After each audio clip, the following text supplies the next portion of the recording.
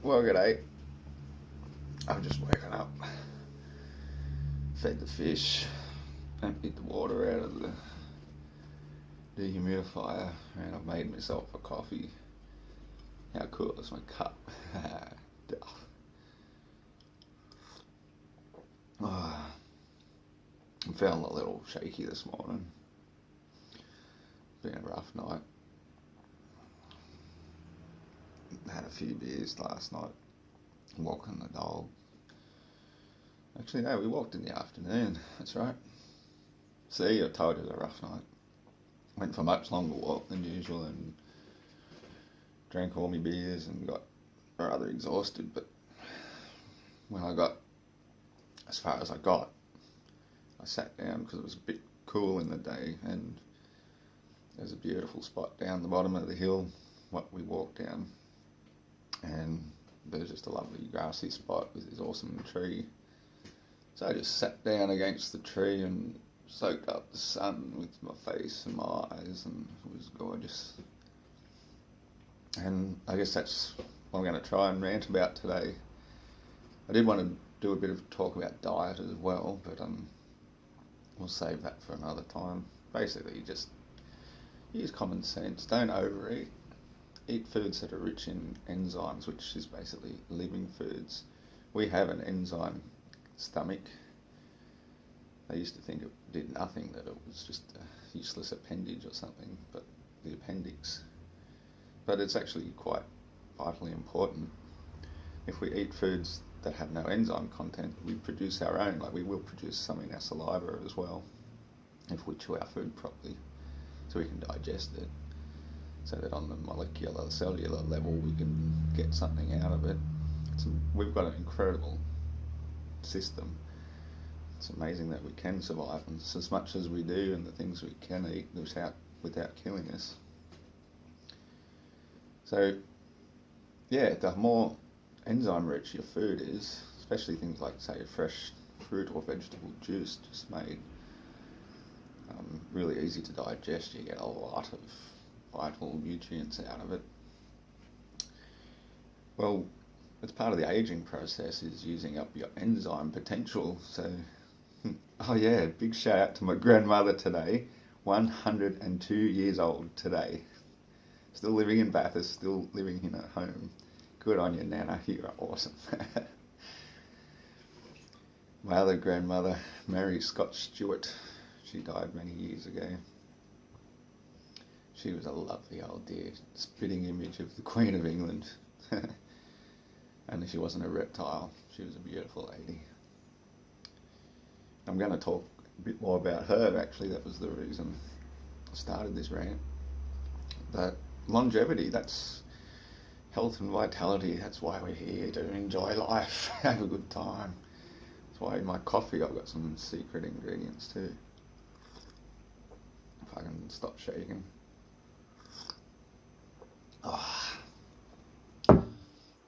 What I put in it, I'm just an instant coffee man, but I put some powdered herbs and spices in it. Just about half a teaspoon each. This one's got a little bit of cardamom in it, but that's sort of really good for blood cleansing and so forth. Cinnamon gets sprinkled on top, it's an excellent blood cleanser. Then it's got a bit of tribulus powder, really good for men's vitality, as is the Siberian ginseng, sorry. And a bit of carrot powder too, makes it tasty. So yeah, good, natural, healthy, organic herbs and spices. That's what we need. We don't need to be filling our bodies full of junk and getting fat. You know, like, I'm a 45-year-old man, I could still climb trees like I'm a 10-year-old kid. I can walk all day, I can, you know, at work I'm moving 20 kilo bags around, throwing them around like they're just little paper bags of lollies or something, you know. I carry two at a time, no problem. And I'm not a gym junkie. I've got a bit of gym equipment here, as you've probably seen, but I hardly ever use it. It's just there for show. I use it occasionally. when I get motivated. I'm not the most motivated type of person, to be honest. I should be. So, where am I going with this rant? Mary Scott Stewart, my grandmother, the one that looks the spitting image of the Queen. She got into, once she'd retired, she was a high school teacher, science, maths and English, I think I mentioned once before. She got right into studying up the ancestry of her family, and she traced it all the way back through to one of these kings of Britain. They called him Robert the Bruce. And the inherited king from him was not the true king, it turns out. It wasn't his actual firstborn son. His actual firstborn son was born to a concubine, so they falsified some dates about the one born to his wife, who later became the King of England. But the true king never became the king. And that's where our lineage came in, so I've got some royal blood in me, it seems. So I've got to be careful that I don't get egotistical. That's not why I'm coming into the public light, for my ego. That's what makes me a bit nervous and shaky at times, because it's not about that at all. It's because I just want to make heaven on earth. That's all. So somebody's got to do it. As people have been asking me in comment sections, what makes you so special? You're going to have your statue in every town. No, don't think of it like that. I'm just a humble servant working in a pet shop. And so, I feel sorry for the egomaniacs who think they're Jesus or something. In fact, I feel sorry for Jesus. God, he knew what he had to go through, the sacrifice he was going to have to make, and he was sweating blood. It's scary shit. Nobody should have to go through that. So, I wanted to talk about trees. They've become a popular topic lately, especially now we've discovered all these ancient rock formations of petrified giant trees. It's good. It's all coming together at this time for a reason why everybody's getting this consciousness. Now, I discovered my consciousness in a more organic sort of way. Back after I split up with the ex-wife and I let her keep our pet shop, this successfully thriving business that should have been worth $1 million. Anyway, I'm not living in the regrets. Because I had to go back to work, I started cleaning pubs again, and as a result, through being friends with the owner of the contract cleaning business, when he was ready to sell it, he offered it to me first, instead of his brother, who thought his brother was going to get it. And so I found a way of borrowing more money against the house that I struggled to hang on to, and had this awesome, thriving cleaning business. And as a result of that, I was able to get back in touch with nature, because I was working through the night time. So I usually start any time after midnight. That's when the rails would close, and I could start then. I'd usually start about 1 a.m. And then when I'd finished that one, I'd go and do the northern, and I'd had a couple of guys working for me as well, help me out there. So I'd usually be finished by the time the sun's coming up or soon after, and then I'd had my days free, so it was awesome. I learnt to play lawn bowls and aced that. It didn't take me long to become pretty good at it anyway. Not the best, but I won a championship my second year in the singles. But yeah, I'd go to the beach down at Belongil. Some beautiful bits of national park still left, Crown Land. And there's these amazing trees that I got to know, had a relationship with, I guess you would say. Beautiful big lush green trees. They have this long, thick trunk, and then they get lush green foliage up the top, like your classic picture of a tree, I guess, but you couldn't climb them. Most of them. Some I have, but this first one that I found and developed a relationship with was way in the bush sort of thing. Snakes abound. I once stepped over a big brown snake, and another time a big red-bellied black snake, and another time sitting nearby in a bit of a glade, a little brown snake came up. He was just a few metres away from me. And they're the most deadly ones of all because they haven't got the sense of the older snakes to keep away from people. And when they strike, they usually strike multiple times and they're highly, highly venomous. But this little fellow was just sitting there. And so I'm just sitting here sipping on a beer. And I'm thinking to myself, geez, that could kill me. There's my stick just over there. I could almost reach for it and maybe whack it on the head. But I didn't. I just felt this calmness and peace come over, and so I talked to him. I said, "Hello, beautiful." And then the sunlight hitting on it showed he wasn't just a brown snake. No, he was a beautiful, sparkly, rainbow-coloured serpent. Just gorgeous, and the look of intelligence in his eyes. He said, "I can kill you, and I know you can kill me, but we're not going to. We're going to just sit here and enjoy each other's company." And it was wonderful. So when you're living in fear, that's when things happen. Most people that get bitten by snakes get bitten by them because they're trying to kill them. Just leave them alone, let them be in peace. And they're more scared of you than you are of them anyway, most of the time. Just be careful, make a bit of noise when you're walking through the bush and startle them away first if possible. So anyway, this tree, I got to know it really well. In fact, the first time I came across it, these trees, they've got some very familiar traits about them. They often grow with twin trunks, and there's a well in between them of water. So I guess that's a bit of a water supply for, if you're trying to survive in the bush and you can't find any, look for those trees with the well of water in between the trunk. And they've also always got companion trees next to them, just out the edge of their canopy. I've noticed most of these trees in this region have that. They're different sort of trees, but they all seem to grow together, like a family almost. And anyway, this tree had a branch wedged into that fork, like a dead branch that had fallen off. And so I just thought I'd do it a favour and knock it out, but it was wedged in really hard.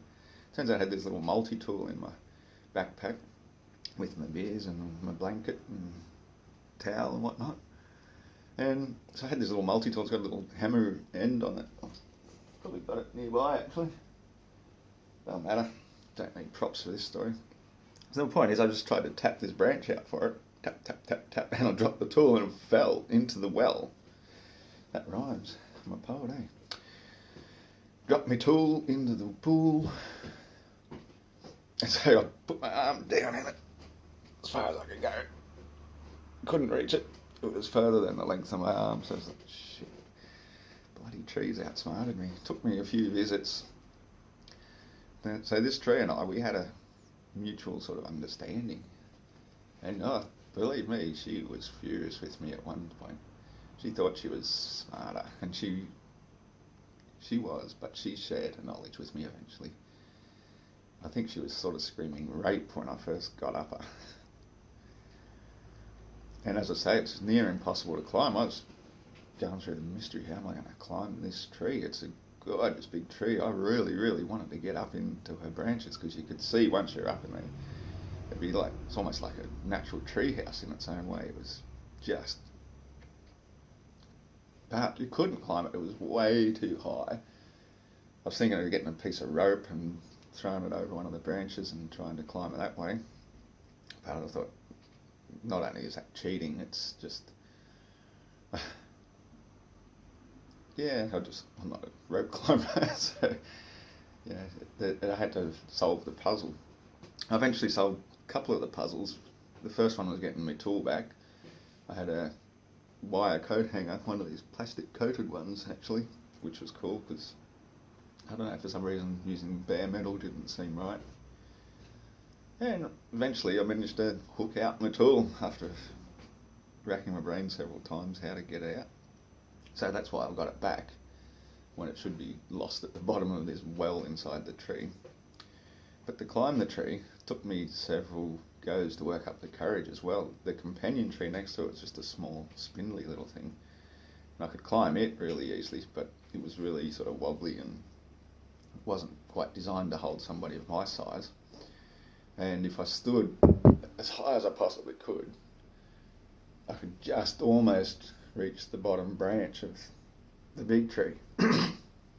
But it was still a foot or two out of reach. So what I ended up having to do is make the leap of faith, literally, and trust that the tree I was on was strong enough to support me to jump up and grab hold of that one and pull myself up and get into it. So eventually one morning, it was a Saturday morning, I remember it well because I went and played bowls later that day. And got into the tree. And that's when I'm telling you, I could feel her. She was not at first happy at all. She was silently screaming like, "How dare you?" And I'm like, "Yeah, I'm the master. I'm the king of the trees." And, you know, don't get me wrong, I'm not a pervert or anything, but I was always buck naked too doing this because it's a clothes optional part of the region down there, and you know all the nudists go swimming at the beach all the time. And for me, being naked in nature is just perfectly natural. I loved it. There's nothing erotic or perverted about it at all. So here I am, naked up in my tree, and she had no choice but to accept that I was there, and I used to just swing in her branches and just admire the sun coming through the leaves. We really got a good relationship happening. One day when I came down, I should tell the other bit, yeah. One day I was looking for other ways of getting down from the tree because not only was it hard getting up, it was pretty hard getting back down because it was a long drop. You know, I'd hang from the lowest possible branch and drop, and the ground was pretty soft, sandy underneath. But off to one side, there was more of a sand hill, and I thought to myself, well, if I can get on this branch over here, I could almost jump off it onto the sand hill and have a soft landing. So, idiot. I found a plastic chair, one of those plastic school chairs, I guess, or they stacked together in a pile, you know, those outdoor chairs. Someone had obviously found it and just left it out in the bush somewhere. So I sort of dragged it over to my spot and had it sitting under my tree. And turns out this day, it broke my fall for me. I'm walking out across this branch, getting ready to leap across the sandhill, and I know this tree, she did it to me deliberately. She was trying to teach me a lesson.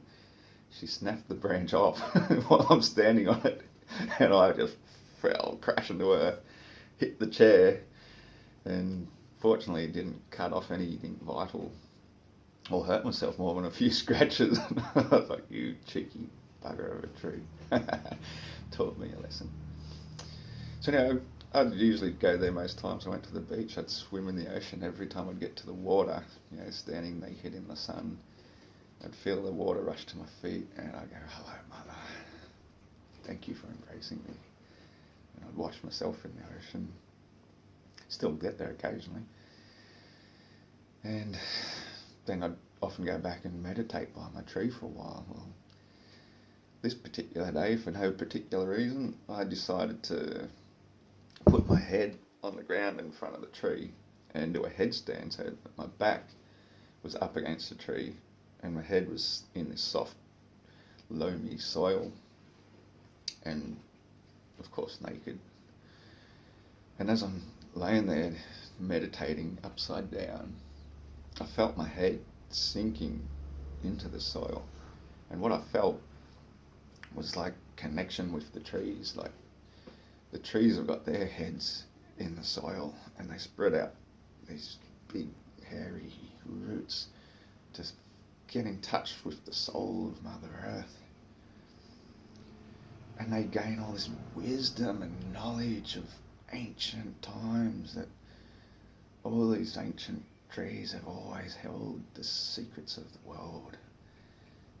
And it was like reaching out and touching all the stars at once at the same time. It was incredible. You know, they wriggle their toes up in the sunlight off these big limbs, but their brains are deep down the rich organic soil of the earth. And I just spend a half hour or more in this absolute bliss, absorbing this knowledge. Now this day, after I'd done this, the most incredible thing ever happened. Because I went down to the beach again, had another swim, sitting up on my sandhill at a nice grassy little plateau with a beautiful view of everything where I'd soak up more sunlight into my skin. Very important thing to soak the sun into your whole skin, not just parts of it. Get it all over your whole skin. Anyway, I saw this most bizarre thing coming down the coastline just beyond the breaking waves. I couldn't work out what it was, and I did just hear on the news only recently that a whale had been caught in one of the shark nets up the Gold Coast and had to be freed from it. And the first thing I'm thinking is, here's a whale and it's tangled in something, because it kept stopping, slapping its tail on the water 3 times, going a bit further, stopping, doing it again. And I'm thinking to myself, oh shit, if somebody comes by with a mobile phone, I better get them to call one of the National Parks and Wildlife Services or something to try and help this whale out. It seems to be a bit distressed, but it actually wasn't in distress. It got directly in front of me and it stopped. And it lifted up its tail and it waved to me. True story. And then it continued on after a while, slapping its tail in rhythms of 3, going all the way into the bay, into Byron Bay. 10 minutes later, along comes another one, doing exactly the same, and this one had its little calf next to it, and was teaching it to slap its tail. Never seen such a thing. And it stopped and waved to me before heading off into the bay. And apparently it made the television news that day too, because people had never seen such a thing. All these whales came along slapping their tails in rhythms of 3. But yeah, before you know it, here come another pod of whales with babies. And the more I looked, I kept trying to leave because, as I say, I had to go to bowls that day. The morning was getting on. I don't like to spend too long out in the sun. It's important to, 1 hour is good, 2 hours is pretty much too much. And this was already 2 hours now, and so I'm sort of standing back in the shade of the trees a bit, but I couldn't take my eyes off this incredible spectre of all these whales coming from way, way, way, way, way out in the ocean. The more I looked, I sort of kind of astral travelled, because I couldn't see it with the naked eye, but I could see further and further and further and further out than you could imagine. It shouldn't be possible because of the curvature of the earth, that they say. But I could see out for hundreds of miles all these big spouts of the whale spouts, like this big stampede of whales coming from miles and miles and miles out, all directly towards me. As I say, I'm trying not to sound like an egotistical wanker here, because it's not about me, it's about the consciousness that I experienced and how I connected. Apparently whales are the mammals holding the highest form of consciousness on this planet. And yeah, before long I also saw my old friend. They call him Migaloo. He's famous because he's a white whale. People thought I was crazy when I was about 13, going on 14, somewhere around that age. We had this festival down at Tea Gardens where we moved when I was that age, and me and my mates, we might have had a little beer or a little smoke or something, as kids that age tend to start experimenting with. And often when we're walking over on the Singing Bridge between Tea Gardens and Hawk's Nest, at night time you could watch the dolphins fishing under the lights of the bridge. It was really cool. So I thought I'd hang out and have a bit of a look. I was on my own this time. Instead of a dolphin, I saw a white whale. Oh, I had to blink twice and look, and this poor little whale was so sad. I actually felt this connection with it, that it was abandoned, this poor little baby in the Mile River. And 10 years later, when he was first spotted officially and given the name Migaloo, the white whale, was at Port Stephens, which is what the Mile River empties into, and he was estimated to be about 10 years old at that stage. So I know I wasn't crazy. I saw what I saw, and I connected with the little fella. And here he was coming back to me, and he's had a companion this time. out in the ocean, and they're all doing the tail slapping thing. Most incredible thing I've ever seen. So I just wanted to share that with you guys while I'm having my coffee. And it's 25 minutes, probably long enough rant. I've got things to do. Have a good day, and I'll talk to you soon.